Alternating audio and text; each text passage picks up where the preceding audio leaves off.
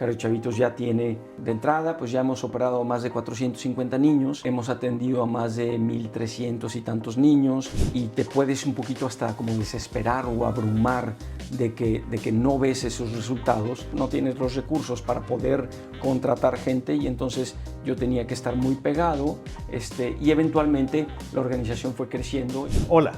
Bienvenidos a Decide Transformar. El día de hoy invité al podcast a Alfredo Gómez Pérez. Alfredo es un amigo cuyo éxito va más allá de su experiencia profesional. Una circunstancia personal difícil y un viaje de autoconocimiento lo llevó a fundar la asociación Cardiochavitos y así cambiar la vida de cientos de niños con problemas de corazón. Es un gusto presentar la historia de Alfredo en Decidir Transformar. Comenzamos.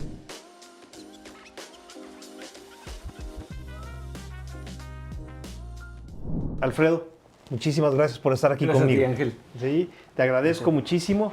Ya platicamos ahorita tras cámaras cómo es la dinámica del podcast y te agradezco muchísimo que estés acá. No, muchísimas gracias a ti por la invitación y encantado de estar aquí. Gracias. Felicidades por el podcast. Qué padre muchísimas gracias, muchísimas gracias.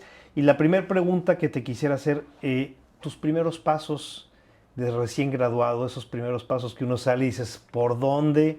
O la clásica, es mi caso, que sales y dices, quiero trabajar en las grandes regias. Pero, Alfredo, cuéntanos, ¿cómo fue tu historia? Yo estaba estudiando en la Facultad Libre de Derecho de Monterrey. Es una escuela pequeñita y en ese tiempo era todavía más pequeñita, ¿no? Entonces, yo creo que todo el alumnado en ese tiempo éramos alrededor de 100 o 115 personas. Y en mi generación éramos muy poquitos, ¿no? Pero entonces... naturalmente se van haciendo, las personas se van inclinando por diferentes áreas del derecho, ¿no? Hay los que les gusta el litigio, hay los que les gusta más la parte de derechos humanos, hay los que les gustaba el tema de derecho corporativo y ese tipo de cosas, ¿no?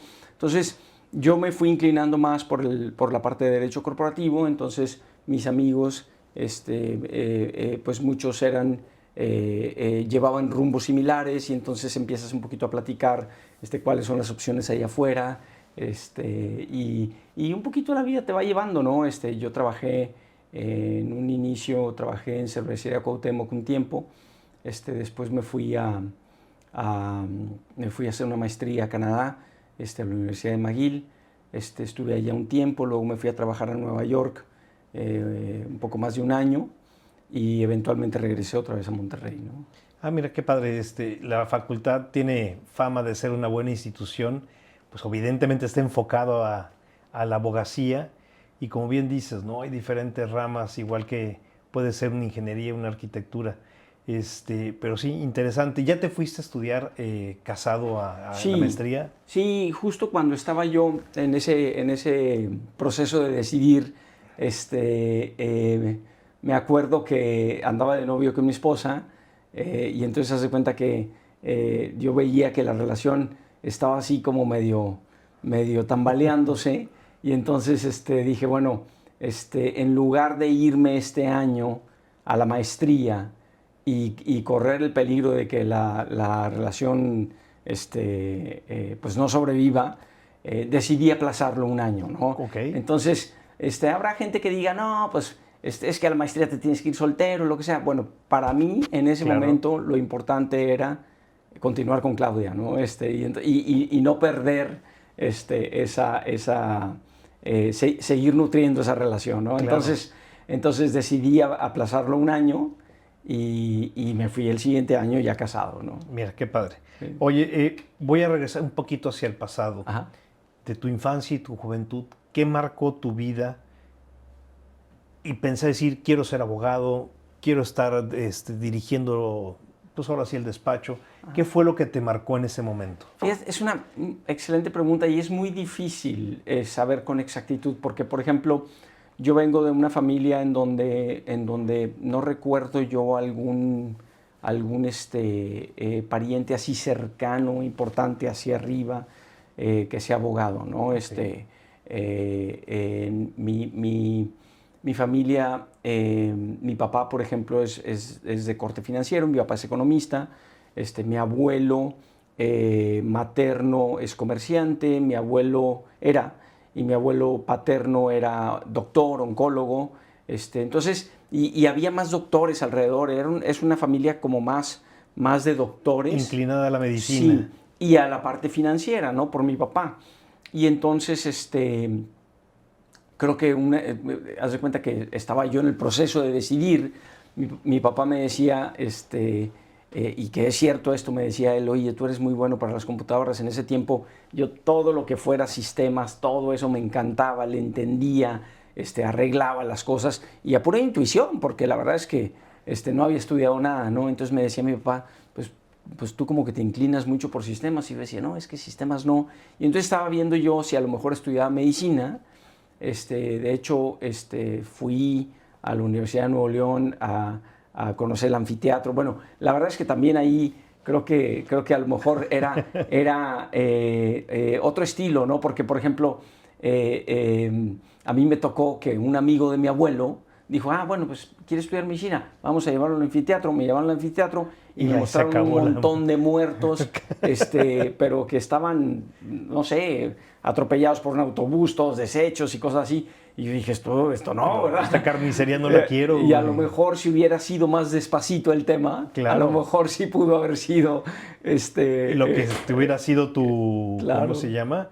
Tu vocación. Pues puede ser, ¿no? ¿Quién sabe, no? Claro. La verdad es que últimamente creo que las personas nos vamos entrenando, ¿no? En cosas que nos gustan. Y bueno, recuerdo que estuve como platicando con mi papá un poquito para tomar la decisión y todo de qué estudiar, y estábamos, no sé si te acuerdas del centro comercial Galerías Monterrey, sí, que estaba claro, allá, claro. Y nos sentamos en un cafecito que se llamaba el Florian. Sí, claro. Porque yo iba mucho ahí a Galerías Monterrey porque mi papá por muchos años fue restaurantero.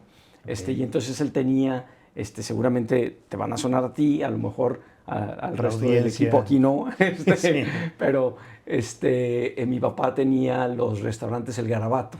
Claro. Entonces, y era el Garabato y eran otros restaurantes con otros nombres, pero el Garabato era así el más insignia. El más famosito, ¿no? Y entonces íbamos mucho ahí, y entonces me dijo, vámonos a tomar un café acá, lejecitos de donde está el Garabato, porque ahí donde estaba el Garabato pues estaba lleno de familia y todo, ¿no? Y entonces estábamos ahí tomando un café, y me decía él, oye, ¿y entonces qué vas a estudiar, no? Entonces yo le decía, híjole, pues es que no sé, se me hace que como que me gusta medicina, pero ya lo del anfiteatro como que siempre no. Y entonces me dijo, oye, sistemas, y le dije, híjole, no, sistemas no. Me dijo, oye, derecho, y le dije, esa. Y así nada más, le dije, esa. Wow. Me dijo, espérate, le dije, no, es esa. ¿Y por qué? ¿Ya lo razonaste? Y simplemente no la había traído yo al mapa mental, pero claramente había una resonancia importante con esa, ¿no? Y ahí fue donde decidí y dije, aquí soy, ¿no? Sí. Mira qué padre. Y entonces, increíblemente, por ejemplo, yo en preparatoria, pues no era de las más altas calificaciones, tampoco era de las ¿Promedio? Pues tal vez promedio, un poquito arriba del promedio, okay. Pero cuando me meto a estudiar Derecho, suben mucho más. Destacas. ¿No? Sí.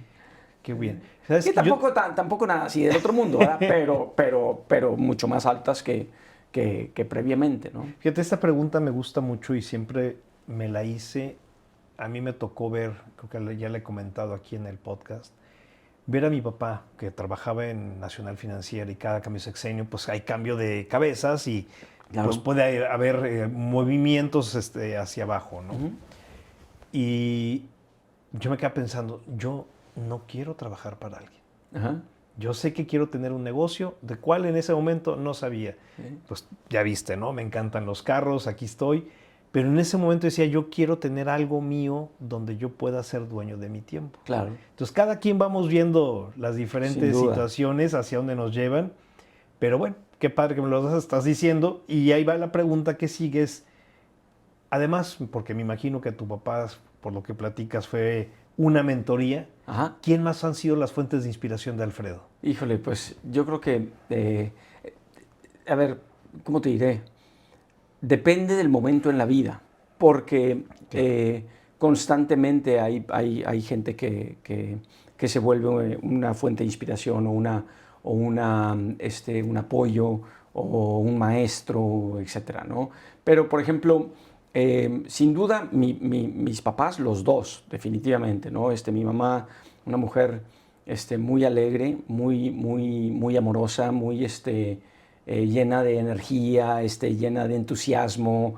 La verdad es que una inspiración impresionante. Mi papá también, un hombre pues, muy organizado, ¿cómo te diré? De un trato muy agradable, ¿no? Sin duda también, ¿no? Y bueno, y alrededor de eso, pues mucha otra gente más, incluyendo mis hermanos, que los dos los quiero muchísimo, mi esposa, por supuesto, que es una gran inspiración, y mucha otra gente más, ¿no? Mira, qué bien. ¿Y dentro de la universidad algún abogado que hayas dicho, mira, esto es también lo que estoy buscando? Como te diré, no había alguno que fuera así, yo quiero seguir este modelo. Pues simplemente van nutriendo diferentes cosas y tú vas escogiendo tu camino, ¿no? Por ejemplo, para mí un mentor muy importante en la facultad era el director. En ese tiempo el director era Gerardo Puertas Gómez, que Gerardo, más que un corte de un abogado que trabajara en una empresa o que litigara o alguna cosa así, Gerardo tenía mucho más un corte académico, tiene un corte mucho más académico, pero además con una alta sensibilidad por las artes, por la cultura y las artes. Y entonces, para mí, viniendo de una familia que era de mucho corte financiero, de mucho corte de negocios, etcétera, etcétera, Gerardo me ayudó a entender un poquito esta otra parte importante del ser humano, que complementa al ser humano, que es un poquito el contacto o el complemento, el contacto, sí, complemento las ciencias sociales, de la cultura, del arte, música, de todo esto. Claro. Exacto.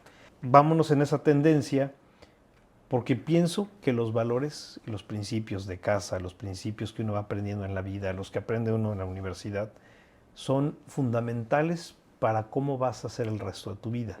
Sí. Para Alfredo, ¿qué significan los valores y liderar a un equipo de trabajo en base a valores? Lo importante desde mi perspectiva son los valores fundamentales, lo importante, claro, ¿no? El amor, la compasión, digamos, el trabajo, la escucha, etcétera, ¿no? Alfredo, ahora yéndome a la parte profesional, ajá, ¿cuál ha sido al día de hoy, porque estás joven todavía, ajá, tu mayor éxito, tu mayor satisfacción profesional? Digamos, la satisfacción más grande hasta ahorita ha sido conformar junto con mis socios el equipo de trabajo que tenemos actualmente.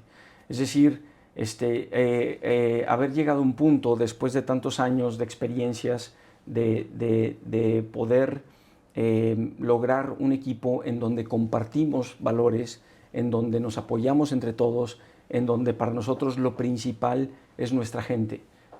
Para mí, por supuesto que los clientes son importantísimos, pero primero tiene que estar muy bien la gente que trabaja con nosotros, porque esa gente que trabaja con nosotros necesitamos que den el mejor servicio posible a nuestros clientes. Entonces, en la medida, uno de los objetivos más importantes que tenemos en el trabajo es estar cuidando a la gente, ¿no? Que sea siempre un trato muy agradable, que tengamos, que no tengamos, ¿cómo te diré? A veces hay... rencillas. Sí, rencillas, o por ejemplo, como en muchos casos hay, luego a veces, las personas estamos sujetos a nuestros propios problemas y traemos nuestros temas emocionales al trabajo y los transmitimos en el trabajo. Claro. Bueno, lo que buscamos nosotros es cuidar eso, que esas cosas no sucedan, ¿no? Que todo mundo tenga cierta conciencia de sí para aportar lo mejor posible en el trabajo, ¿no? Una de las cosas que nos enorgullece mucho es que durante la pandemia pues todo el mundo se fue a trabajar en home office, luego muchos lugares adoptaron el sistema híbrido. Nosotros tenemos un sistema híbrido pero todo el mundo está en la oficina todo el tiempo, porque es un lugar muy agradable para trabajar. Es un lugar en donde todo el mundo platica, donde todo el mundo rebota ideas, donde las puertas siempre están abiertas para rebotar dudas, etc. Es un lugar en donde llegas y te dices, ay, qué rico que ya llegué, ¿no? Claro, donde te hacen sentir confortable, como Exacto. se diría. Exacto. Ahora, más allá del tema económico, en el tema familiar, Ajá. en el tema trascendental, en el dejar algo más a la sociedad, ¿cuál ha sido esa satisfacción que te hace sentirte orgulloso? Pues creo que también ahí hay muchas, ¿no? Porque una de las cosas que he aprendido, o por lo menos como lo quiero ver yo, no sé si lo he aprendido, es una narrativa mía nada más, ¿verdad? Pero creo que los seres humanos nos componemos de un montonal de distintos matices y de distintas situaciones que van nutriendo nuestras vidas en diferentes momentos y que van, digamos, teniendo algunos más fuerza o menos fuerza durante el tiempo, ¿no? Entonces, por ejemplo, sin lugar a duda, Cardio Chavitos ha sido una gran satisfacción. La fundación que hiciste a raíz Sí, de Natalia. exacto. Ya después de, ¿qué te diré? Ya casi 20 años, Cardio Chavitos ya tiene, de entrada, pues ya hemos operado más de 450 niños. Con problemas cardíacos. Con problemas de corazón. Hemos atendido a más de 1,300 y tantos niños. La asociación va muy bien, con proyectos muy interesantes, cada vez proyectos más grandes, y creo que va en una dirección muy, digamos, muy alentadora, ¿no? Creo que vamos en dirección de hacer cosas muy buenas, ¿no? Y que ya no estás tú todo el tiempo ahí, No, porque al no. principio era necesario que estuviera el fundador. Al principio sí, porque por varias razones, ¿no? Una, por un tema económico, no tienes los recursos para poder contratar gente y entonces yo tenía que estar muy pegado, echaba mano de voluntarios o gente que estaba dispuesto a trabajar tiempo parcial, etcétera. Y eventualmente la organización fue creciendo y ya tuvo la oportunidad de contratar gente. Ahorita ya hay un director general y hay todo un equipo y yo ya estoy nada más a nivel consejo, ¿no? Pero bueno, a lo que voy es a que ese era el paso natural de la asociación y ahorita vamos simplemente viendo hacia futuro cuáles son esos pasos naturales siguientes que van en el crecimiento de un proyecto de este tipo, ¿no? Cuando recién empezábamos con la asociación, yo creo que la misma juventud a veces me abrumaba un poco porque decía yo, híjole, ¿cuándo va a crecer esto? ¿Cuándo va a crecer esto? Bueno, pues ya pasaron 20 años y ya creció. Entonces, qué bueno. Sí, es una satisfacción enorme, como bien lo dijiste, pues de una u otra manera salvar tantas vidas. A lo mejor no todos los que se han atendido iban a tener un problema o así que terminal, pero muchos de ellos sí. Sí, no, sin duda, sin duda. Y creo que una de las cosas ahí rescatables es que con frecuencia nos sucede que lo que te decía ahorita de que estás tú, digamos, pensando en qué sigue, o estás queriendo ver resultados muy pronto, y te puedes un poquito hasta como desesperar o abrumar de que no ves esos resultados por esa búsqueda del resultado inmediato, pero los resultados se han dado 20 años después, las cosas van muy bien y van en direcciones muy buenas, y creo que el único, digamos, consejo que yo diría ahí es, en cualquier proyecto, una vez que ya identificaste que el proyecto va a ser bueno y que el proyecto te gusta y que el proyecto cumple con lo que tú estás buscando, no quitar el dedo del renglón. Si quitas el dedo del renglón es muy fácil que las cosas se pierdan, ¿no? Disciplina. Claro, pues no sé si disciplina, a lo mejor sí. Yo no me considero la persona más disciplinada del mundo, pero por lo menos no quité el dedo del renglón, ¿no? Claro.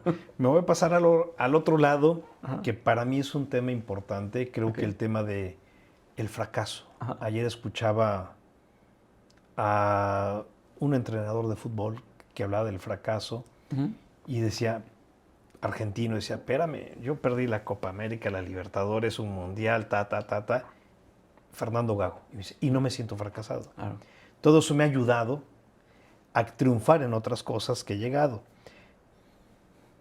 Para Alfredo, ¿cuál ha sido ese momento, esos fracasos que espero, y sé que sí es, te han ayudado a fortalecerte, a generar más resiliencia y levantar la frente en alto y decir, sí, me equivoqué, no era por allá, pero es por este rumbo? Creo que es difícil decirte uno. Sí, porque estamos llenos de esos, ¿verdad? Porque hay un montón, ¿no? Un montón, ¿no? A mí me gusta mucho leer, y entre uno de los autores que he leído, hay un autor que me gusta mucho que se llama Richard Rohr. Él tiene un libro que se llama Falling Upward, que me lo recomendó uno de mis socios, y está buenísimo el libro. Y este autor habla. El libro es más de corte, ¿cómo te diré? Más de corte filosófico, espiritual, etc. También tiene un poco de tinte religioso porque el autor es un sacerdote católico, aunque no es un libro propiamente de religión. Y él habla de cómo tenemos esta noción equivocada. Voy a hacer un poquito el símil, aunque tú me preguntaste del fracaso, pero voy a hacer un poquito el símil porque creo que es algo muy parecido. Y él habla un poquito de esta noción del pecado, ¿no? Okay. Y entonces él lo que dice es, y no recuerdo bien cómo lo decía, pero él hablaba como de que, por lo menos así lo entendí yo, de que etimológicamente el pecado viene no de una ofensa a Dios, sino simplemente de no darle al blanco. Okay. Entonces, lo que él decía es, tenemos que liberarnos un poquito de esa presión liberarle al blanco. De no darle al blanco. Claro. Porque es parte de nuestra vida, parte de nuestro aprendizaje como personas. Le vamos a tener que no dar al blanco un montón de veces en la vida para poder eventualmente darle al blanco, ¿no? Y entonces en la vida hay un montón de blancos que estamos buscando, ¿no? A lo mejor estamos buscando un blanco en la familia, a lo mejor estamos buscando un blanco en los negocios, a lo mejor estamos buscando un blanco en un proyecto personal, en lo que sea. Y no le vamos a dar el blanco en muchas, pero no importa. Es parte de ese aprendizaje y es parte de ese crecimiento. De esa madurez. Así es. Claro. Ahora, ¿alguna decisión en la vida de Alfredo que haya sido difícil de tomar? Que a lo mejor exigió una renuncia. Por ejemplo, me fui a estudiar la maestría. Claro, ya te fuiste casado, ya llevas una familia hecha, pero es difícil de repente dejar a papá, mamá, familia política, etcétera. Algo que Alfredo le haya tomado una decisión complicada, o que estuviste en Estados Unidos, ya me regresé a México, que dijiste en el fondo, ¿sabes qué? Ya volteo hacia atrás y te puedo decir que no hubo problema. Que al contrario me ayudó a dar ese salto. Sí, fíjate que se me viene a la mente una en donde cuando después de la maestría yo me fui a vivir a Nueva York y estábamos viviendo allá y mi esposa y yo, y ahí nació nuestra hija Natalia. Ahí afortunadamente tuvimos acceso a muy buenos hospitales para poder atenderla y todo. Y estando allá, en el despacho en donde yo estaba trabajando, me habían hecho un ofrecimiento. Yo estaba trabajando, haz de cuenta que entré a trabajar al despacho con en un formato como ¿cómo le llaman? De asociado extranjero. Okay. Y esos formatos normalmente lo que hacen es que te invitan a trabajar en un despacho extranjero durante un año con la intención de que un poquito nos conozcamos y todo, te regreses a tu país y luego continúes siendo amigo de ese despacho y sigas haciendo negocios con ese despacho y todo. Es algo muy común que hacían los despachos de Nueva York en ese tiempo. Ahora ya no lo hacen tanto, porque cada vez es más difícil y todo, pero es algo muy común. Entonces yo me fui a trabajar allá, estaba trabajando muy contento en esa posición, y en algún punto me dijeron, oye, pues si tú quisieras permanecer aquí, podemos extender tu permanencia aquí para ver si ya te quedas aquí para siempre, ¿no? Entonces, para mí eso era una ilusión muy grande, porque claro, tenía yo 20 bajos años y la oportunidad de decir, oye, me voy a quedar a vivir aquí en Nueva York en un despacho de estos enormes, con todo lo que representaba todo eso, ¿no? En términos de la ciudad y profesional y la emoción y la adrenalina y todo. El prestigio profesional todo, que da. todo, ¿no? Y entonces, cuando nace nuestra hija, bueno, desde antes de nacer de nuestra hija, a nosotros nos dijeron que Natalia tenía un problema de corazón importante. El problema nos dijeron recuerdo que más o menos desde sus 28 semanas del embarazo, más o menos. Un poquito desde antes nos habían dicho. Entonces, de todo el tiempo de las 28 semanas del embarazo hasta que Natalia nació, que nació como de 8 meses y medio, todo ese tiempo, estando allá solos, yo trabajando todo el día y llegando tarde en la noche a la casa, yo empecé a notar que mi esposa como que le empezó a pegar un poquito y se empezó a deprimir un poquito, ¿no? Y entonces le pegó un poquito duro ese tema, ¿no? Entonces, cuando ya nace Natalia, cuando pasamos la etapa importante de las cirugías y todo, decidimos regresarnos a Monterrey, a pesar de tener el ofrecimiento del despacho de Nueva York. Decidimos regresarnos a Monterrey porque yo quería que tanto Claudia como Natalia estuviéramos más, y yo también, estuviéramos más cerca de la familia. Arropados por la familia. Arropados por la familia en un momento complicado, claro, que no se había resuelto por completo. Todavía faltaba tiempo para resolver ese tema. Entonces, fue una de esas decisiones difíciles, ¿no? Digamos. Claro, por supuesto, y sí complicado, y regresarse con la idea profesional, pero la familia siempre nos va a llevar hacia allá, hacia otro lado. Perfecto. Oye, sí, es un tema importante ese cambio de ciudad, pero pues sí, definitivamente ante la situación, ya que Natalia tiene ya 19, 20. No, 25. 25, sí. Qué padre. Sí. Sí, entonces... Sí, 25 años. Fue la mejor decisión. Sí, sin duda.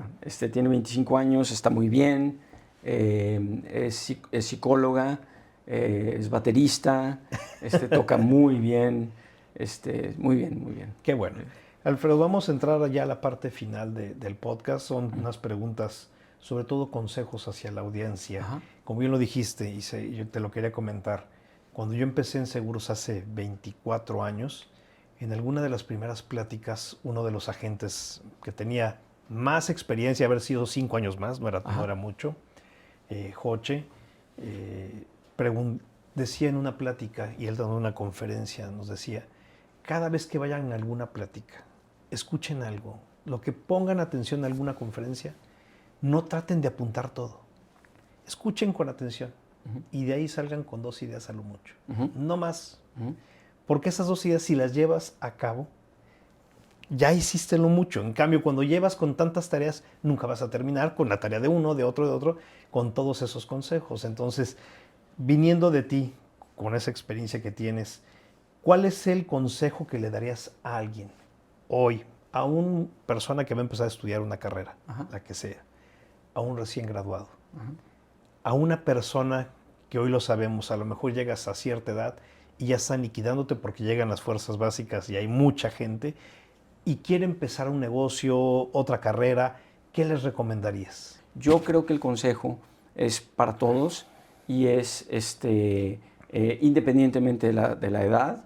El mejor consejo que le puedo dar a una persona es el autoconocimiento. No hay mejor consejo que eso. Cuando uno tiene autoconocimiento y cuando uno tiene un poquito la capacidad un poquito de bajarle un poquito las revoluciones del ego, de la cabeza que nos está diciendo así un montón de cosas, entonces ahí es donde aparece la creatividad y ahí es donde aparece, donde se iluminan los caminos y donde uno dice por aquí o por acá o esto otro, ¿no? Luego muchas veces el cerebro estamos tan estimulados, sobreestimulados por todo el tema de redes sociales, anuncios, marketing, actividades, problemas, lo que tú quieras. estamos sobreestimulados de cosas, ¿no? Y entonces, si nosotros nos dejamos ir en esa inercia, o nos dejamos llevar por esa inercia, lo único que hace es que a lo mejor vamos a vivir una buena vida y todo, pero la vamos a ir viviendo así igual que todos, igual que todos, igual que todos, y entonces me voy a ir mimetizando con todos los demás, y entonces estoy haciendo lo mismo que estos y lo mismo que los otros, y luego ni me doy cuenta por qué hice las cosas, pero simplemente ya me fui en una dirección. Claro. Cuando tú le pones un poquito de freno a esas cosas, y un poquito dices, ok, a ver, déjame entiendo bien, déjame entiendo qué está consumiendo mi tiempo. Está consumiendo mi tiempo lo más sencillo, el teléfono, las redes sociales, o está consumiendo mi tiempo el trabajo versus mi familia, claro. o está consumiendo mi tiempo, o qué está afectando mi capacidad incluso vamos a decir, de hacer este ejercicio de autoconocimiento. A lo mejor me lo está afectando una etapa de ansiedad. ¿Por qué tengo esa ansiedad? Oye, tengo esa ansiedad a lo mejor por un tema fisiológico, porque a lo mejor no estoy alimentándome bien, o porque me está faltando hacer ejercicio, o porque traigo un problema al que le estoy dando demasiada atención, lo que tú quieras. Ese autoconocimiento hace un poquito que se baje esa narrativa del ego, se tranquilice un poquito y uno tenga un poquito ya más de paz y un poquito más de serenidad para poder encontrar cuáles son los rumbos que nos llevan de mejor manera, ¿no? Muy, muy, muy buen consejo, y sí es cierto. A veces el día a día nos lleva y no hacemos pausa para nosotros mismos. Alfredo, ahora, si tú dijeras Alfredo abogado, Alfredo papá, Alfredo esposo, quieres dejar un legado, que el día que ya no estés, ¿cuál sería ese legado que dejarías? Híjole, honestamente no sé. O sea, ¿cómo te diré? Creo que, no sé, a lo mejor suena un poquito raro, pero creo que de cierta forma es medio irrelevante. Sí, por ejemplo, sí pienso y digo, bueno, ojalá que Cardiochavitos logre algo importante, que se quede, que perdure. Desde que inicié con el proyecto de Cardiochavitos, siempre en mi cabeza era, este tema tiene que llegar a un nivel de crecimiento en donde si yo no estoy, esto continúe, ¿no? Claro. Y eso, yo creo que eso es un objetivo y sería uno de esos legados, ¿no? Pero no te creas que me apura tanto. Que te quite el sueño. No me quita el sueño. Creo que si me muero mañana, pues, no pasa nada. Claro, claro. Por último, ¿cuál fue la decisión que cambió la vida de Alfredo? Sin duda alguna, fue la decisión del autoconocimiento. Esto sucedió hace como... a ver, ¿cómo te diré? Yo creo que tenía o tengo una inclinación hacia allá desde muy niño, pero como a mis 27, 28 años, mi esposa la estaba yo pasando un poquito mal por una situación de estrés derivada del proceso que estábamos viviendo con mi hija. Esto fue hace pues 24 años más o menos, y mi esposa me recomendó que fuera a platicar con un tío de ella que es psiquiatra. Este señor se convirtió en una fuente de inspiración y como si fuera un segundo papá, ¿no? Okay. Y él me dio dos opciones. Me dijo, yo te puedo dar medicamento para que salgas un poquito de este momentito complicado que estás pasando, o te puedo enseñar a conocerte mejor para enfrentar todo lo que venga en la vida, ¿no? Y yo creo que por ahí, ¿no? Lo quiero muchísimo el Señor, tengo 20 años más de 20 años de seguirlo frecuentando, ya más como cuates que de otra forma. Claro. Pero yo creo que por ahí. Qué bueno. Alfredo, si alguien te quisiera buscar, hacerte alguna pregunta, alguna red social, ¿dónde te pueden escribir o buscarte? Es @elgomezperez, así como se oye. y ahí me pueden escribir con mucho gusto. Perfecto. Alfredo, te agradezco muchísimo por estar con nosotros. Gracias a ustedes. Muchas gracias por haber estado aquí en Decir y Transformar. El día de hoy, Alfredo Gómez Pérez.